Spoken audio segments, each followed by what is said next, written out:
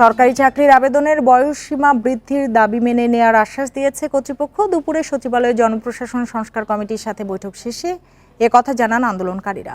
এর আগে সচিবালয়ে বেলা 12টা থেকে সরকারি চাকরিতে প্রবেশের বয়সসীমা 35 করার দাবিতে জনপ্রশাসন সংস্কার কমিটির সাথে বৈঠক করে আন্দোলনকারীরা। প্রায় 1 ঘন্টা চলে এ বৈঠকটি। পরে আন্দোলনকারীরা বলেন, বয়স বৃদ্ধি নিয়ে যৌক্তিক সমাধান হবে বলে আশা করা হচ্ছে।